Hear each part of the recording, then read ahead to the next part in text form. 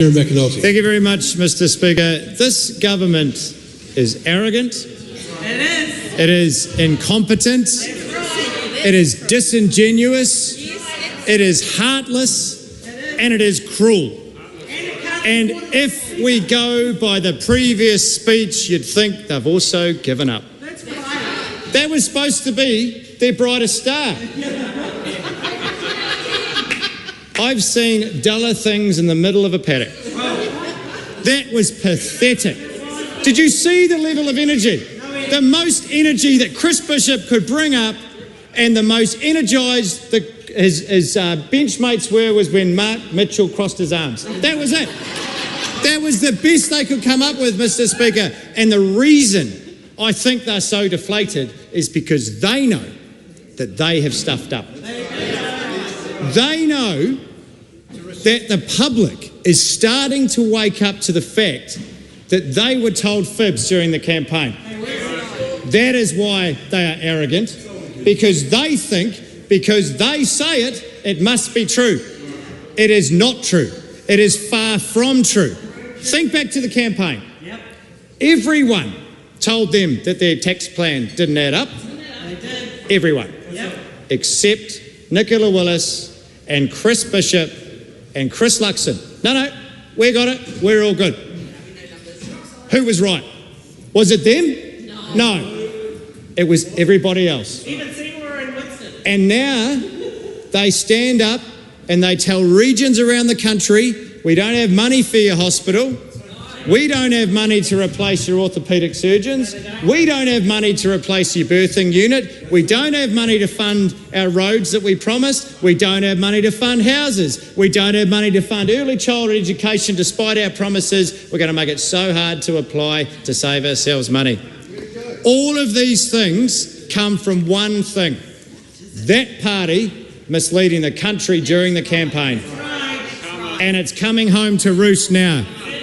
They have failed the economy. 2.4% growth in GDP when they took in office, and now we're in recession. And we saw it today in question time, didn't we? When the Prime Minister comes under pressure, he just makes things up. And so when he was being asked about the economic performance of this government, he said, we've been in recession for 3 years. And everyone's standing around going, no, we haven't. We've been in recession for 9 months, entirely in your time. And we saw it again today. Oh, we've built 2,000 houses. Bull. Not true. Not even close to true. They have built 0 houses. The only houses that have been built are the houses that the previous government paid for. Now, they are so desperate to claim some sort of win that they are now claiming the work of other people. But should this come as a surprise? No. Because what do when they're fronted with their own mistakes? They blame other people. That is the typical behaviour of an arrogant person. Claim credit for somebody else's win and blame them when it's actually your fault. They are so incompetent that the only thing that they can grasp at now is the failed policy of privatisation. The very policy that has led to unaffordable energy bills because John Key sold 49% of the power companies. Apparently the solution to that is to sell the rest. It is dumb. It is dumb. It's been tried before. It's failed before.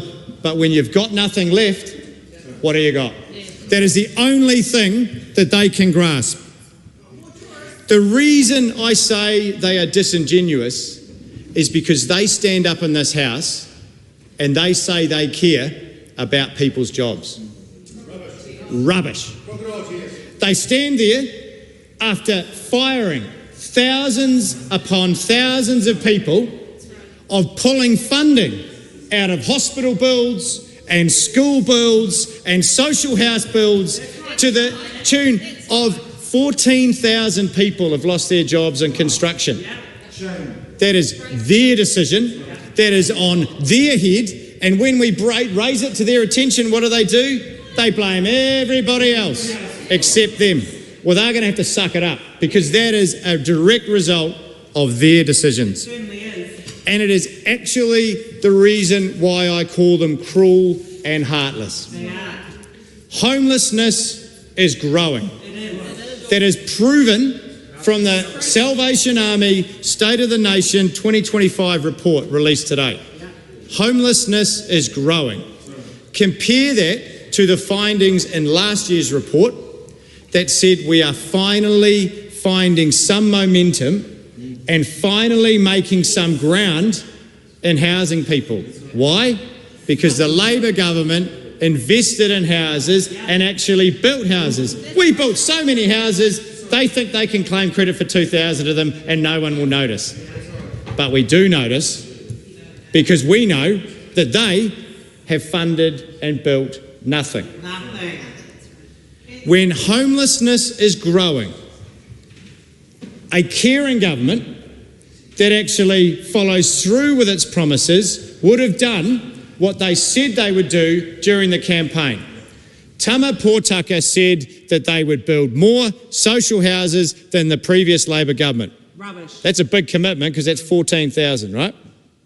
Chris Bishop said that they would build so many houses that they would eliminate the housing wait list. Gosh. And Nicola Willis signed a pledge with her own name that they would build a net increase, 1,000 state homes in Auckland every year. Well, we're looking at a net decrease. What's happened?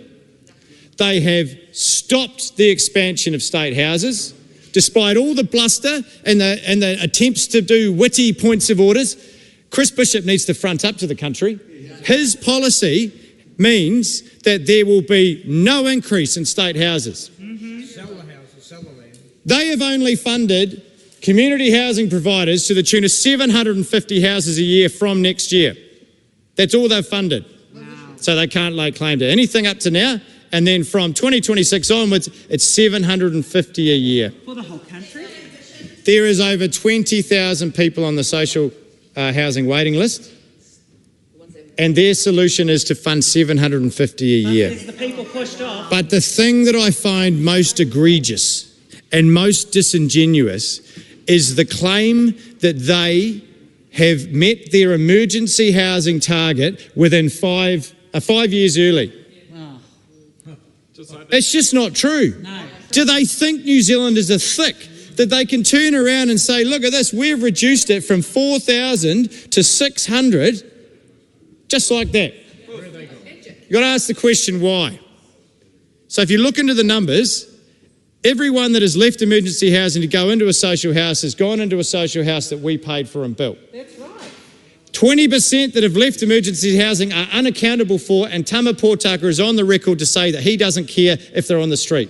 If you don't believe me, look it up. It's in the Stuff article. But here's the thing. Salvation Army, other frontline providers, they stood in front of the minister and they said, your policy is preventing people from getting in. He didn't care. No, you didn't. Because they only care about reducing costs and they only care about meeting targets, arbitrary targets that don't actually mean anything because they don't give a true reflection. Homelessness is going up while they stall state houses, underfund community housing providers and literally prevent people from going into emergency housing to make their numbers look good. It is shameful. Just in the last 2 weeks, we have presented the minister with examples of people that he has looked in the eye and said that if you are in genuine need, you will get help. The example today, the Aotearoa mother, who's pregnant, is sleeping in a doorway. Shameful. The man from Christchurch who got sent out of hospital, denied emergency housing, readmitted to hospital from complications from sleeping in his car. The mother with a 4-month-old in Tauranga who was denied the opportunity to apply for emergency housing is living in a tent. Shameful. And the woman and her children in the Wellington region who escaped domestic violence and wasn't even able to apply. Yeah. No. This is a result of your decisions. That's right. A result of the budget that each and every one of you voted for. Yeah. No wonder you're deflated, and no wonder your heads are hanging in shame. Yeah. They deserve to be. Number 10, the Honourable Kieran McAnulty. Thank you, Mr. Speaker. To the Associate Minister for Housing, does he stand by his statement that, quote, those people who have a genuine need for a short-term stay in temporary accommodation known as emergency housing have a pathway to do that, end quote?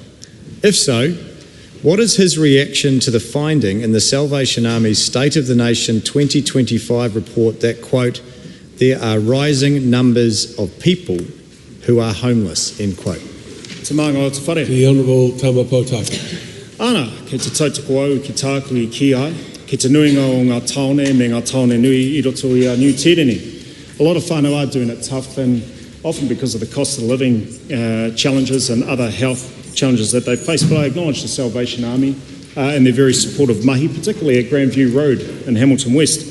I've not read their whole report, but note that it does report on the number of households in emergency housing being the lowest in 8 years and reducing over 80%. And we are proud of this reduction and the reduction of over 5,000 households on the social housing register. And these reductions have happened notwithstanding the increase in the number of people being reported as in severe housing deprivation, which rose by 10% between 2018 and 2023. Supplementary. Does he seriously expect New Zealanders to believe his claim that the numbers... Sorry, look, that's just not on. Just let it go. Start the question again. Does he seriously expect New Zealanders to believe his claim that the need for emergency housing has reduced when frontline providers such as the Salvation Army have shown that the real reason emergency housing numbers have dropped is due to his policy to stop people getting in? E te maanga o te whare.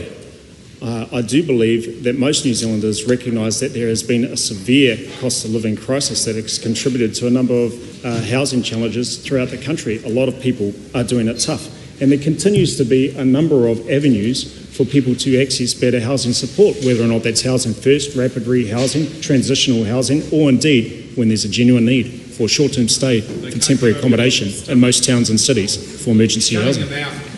Supplementary. Does he feel ashamed celebrating the reduction in emergency housing costs when a pregnant woman sleeps not in a social house nor in an emergency housing, but in the doorway of the Salvation Army's Rotorua base? E te maanga o te whare. I am very concerned by the number of people with severe housing deprivation throughout the country, and this is some of the legacy that we've inherited over the last 15 months. Supplementary.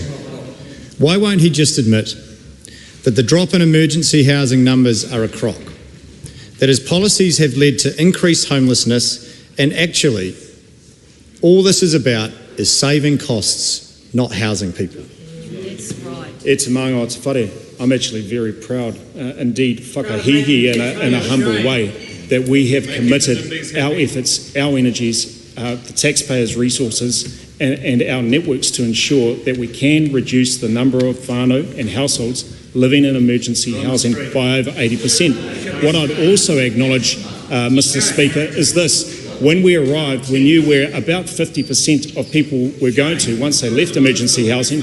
Now we know where there's more than 80%, and I think that's progress, don't you? Supplementary.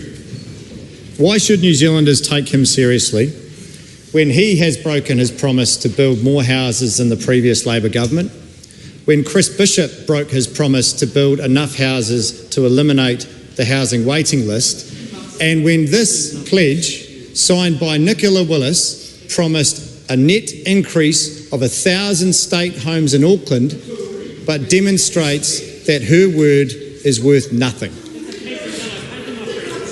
E te maanga o te whare. We've traversed these matters various times during the last hour and, of course, over the last 15 months. But what we do know is that we continue to be committed to facilitating the use of taxpayer funds to build houses through community housing providers, 1,500 by June 2027, Kāinga Order properties, 2,650 by June 26, and the numbers of Māori housing projects that we continue to facilitate using taxpayer funds. We're actually very proud of that.